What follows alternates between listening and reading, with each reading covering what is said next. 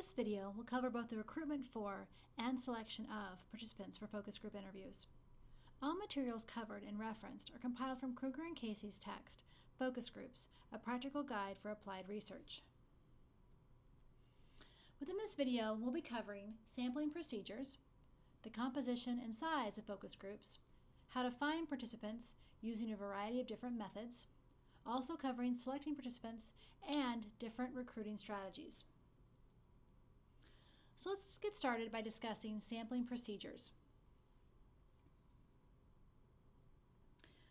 When researchers approach focus group interviewing, they oftentimes carry with them many of the traditions and procedures that they were intended for experimental or quantitative studies. Some of these procedures don't transfer. Let's begin by talking about randomization. Random sampling is one procedure that's effective in experimental research, but oftentimes of very limited value in focus group research. Remember that random selection is particularly appropriate when the inferences are made to a larger population. Therefore, a random sample of sufficient size becomes an adequate substitution for surveying the entire population. But that is not what the purpose of focus groups are. Let's keep in mind the intent of focus groups. The intent of focus groups is actually not to infer, but rather to understand. The intent is not to generalize, but rather to determine the range. The intent is also not to make statements about a population, but rather to provide insights about how people in the groups perceive a situation. Now remember, while a degree of randomization may be used, it's really never the primary factor in selection. When randomization is used in focus groups, it's often to eliminate the selection bias that's inherent in some forms of personal recruitment. With all sampling strategies, you must always ask yourself and be very concerned about the degree to which the strategy that you've chosen could lead to distortions in the data. You need to anticipate the questions about the means of selection that you've decided and be able to prepare to defend your rationale about your decisions. Let's move on to talk about the composition and size of focus groups. The focus group is characterized by homogeneity, but with sufficient variation among participants to allow for contrasting opinions. By homogeneity, we mean they have something in common that you're interested in. For example, it could be an occupation, it could be they were part of a program or a service, it could be an age, their gender, family characteristics, but the guiding principle is the degree to which these factors will influence sharing within this group discussion. You're going to be asking yourself which people have the greatest insight on your topic, but how you put them together is very important. Be careful about mixing individuals from different life stages and styles unless a topic clearly cuts across these life stages and styles. Consider whether or not it's good to be mixing genders. There are times when it's unwise to mix genders, particularly if the topic of discussion is experienced differently by gender. Now let's discuss size of focus groups. Traditionally, focus groups, when people were doing marketing research, they used groups of 10 to 12 people. This is much too large for educational research. The ideal size of a focus group for most of our research topics will be 5 to 8 participants. Don't plan focus groups with more than 10, because these large groups are difficult to control, and they also limit each person's opportunity to share insights and observations. For example, if you're in a focus group and someone doesn't have the opportunity to talk, they might decide to lean to the next person and start whispering. This is a sign that the group is much too large and people aren't given the same opportunity to express their opinions.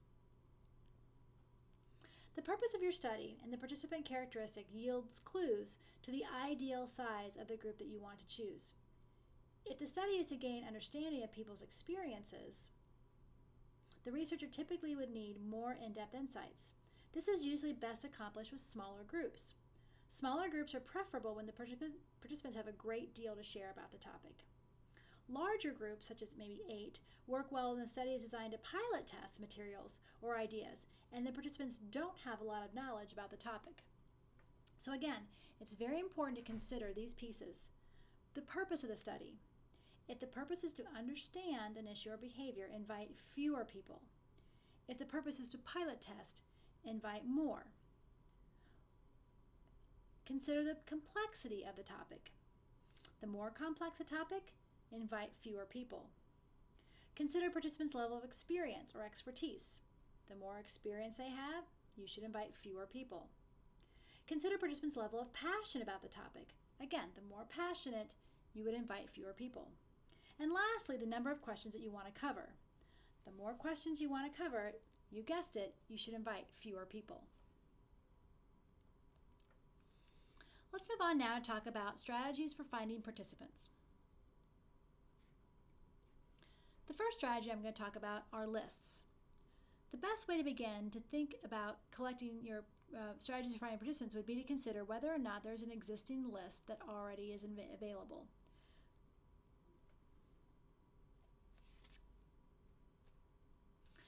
The next method you could consider when trying to recruit participants is a snowball sample. In a snowball sample, you ask those who have already passed through the selection criteria for nominations. The logic is that people know people like themselves.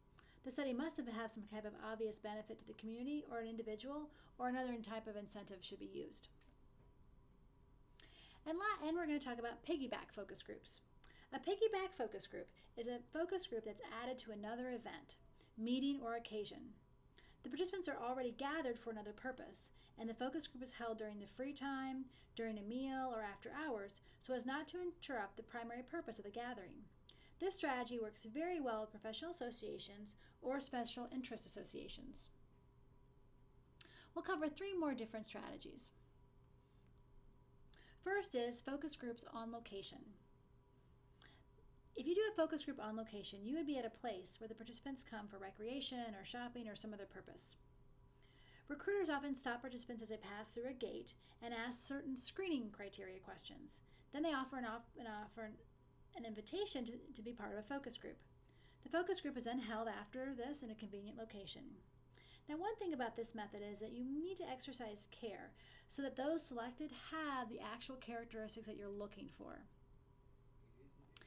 For example, you can think about a nature center, a zoo, or a recreational center. They might choose random people coming through the gate and invite them to a special discussion. Then the incentive to participate might be free tickets to another visit at that location.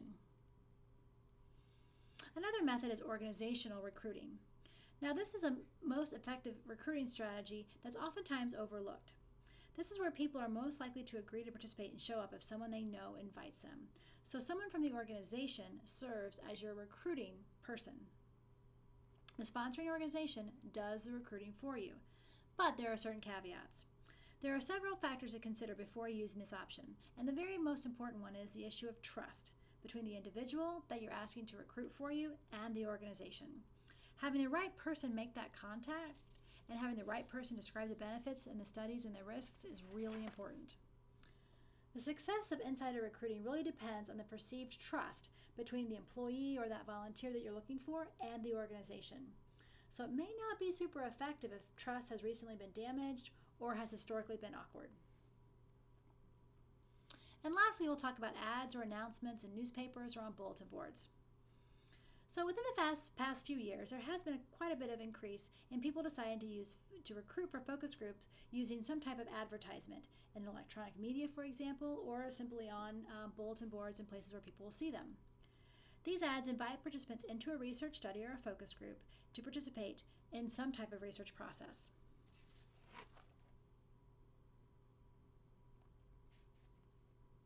Now that we've talked about strategies, let's talk about selecting participants.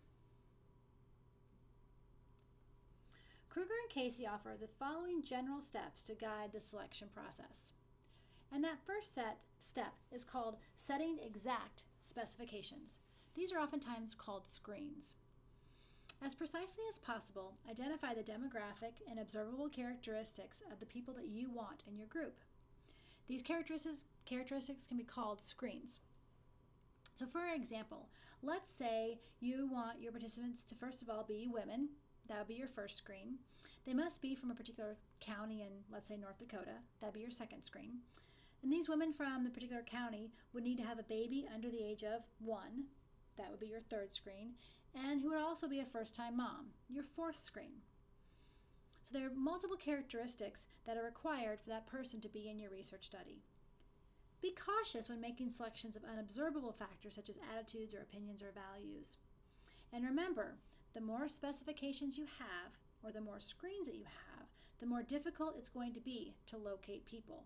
The more screens, the more difficult it will be to get participants.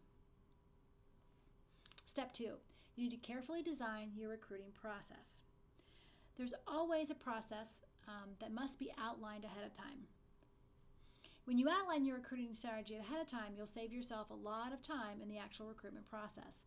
So these are the things that you'll need to consider. Ask yourself, how will you select participants? How will you decide on a strategy for filling the groups? How will you contact the potential participants? How will you go about sending out confirmation letters or memos? What's the best way for you to make a reminder phone call or reminder follow-ups? And how will you share the list with your moderator? Spending some time deciding these questions will help you in your design for your recruiting process. Step 3, you need to generate a pool of names of potential participants. Now, a pool is a list of the names of the people who fit your specific specifications or screens.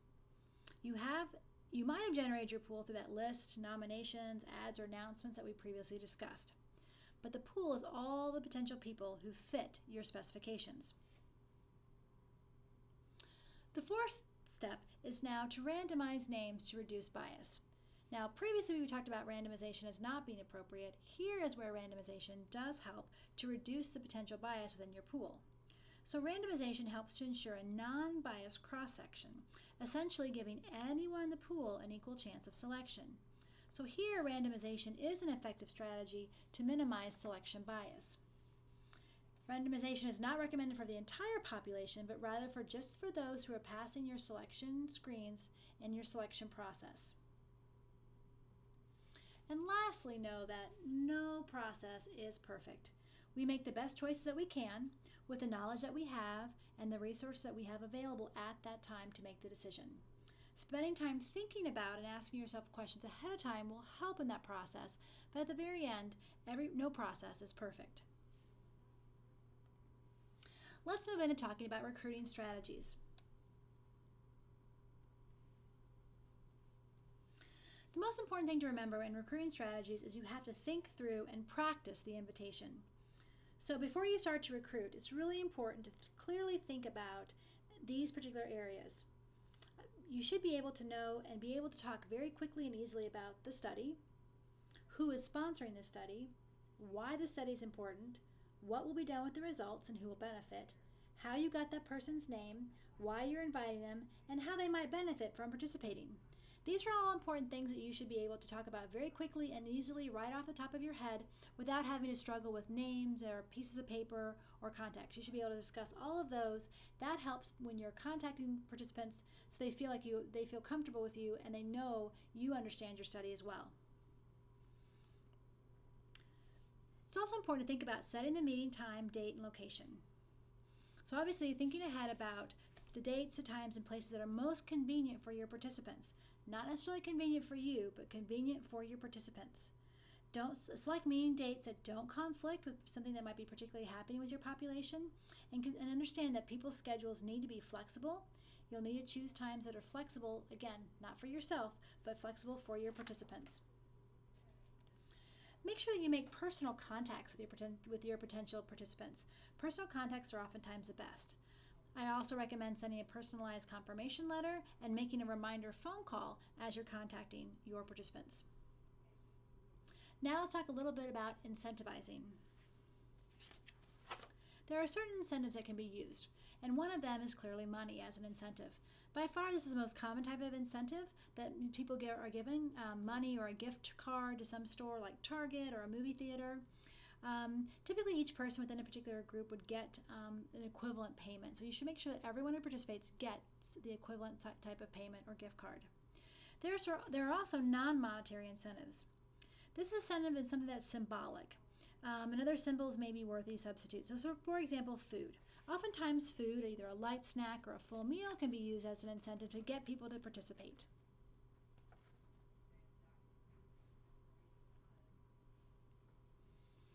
So, over the course of this video, you've been able to understand what sampling procedures are, what are ideal composition and size, strategies that you can use to find your participants, things that you have to think about when selecting your participants, and also different types of recruiting strategies and incentives. Again, all the materials covered and referenced are compiled from Kruger and Casey's text, Focus Groups, A Practical Guide for Applied Research. I hope you enjoyed the recruitment and selection of participants videos for focus groups.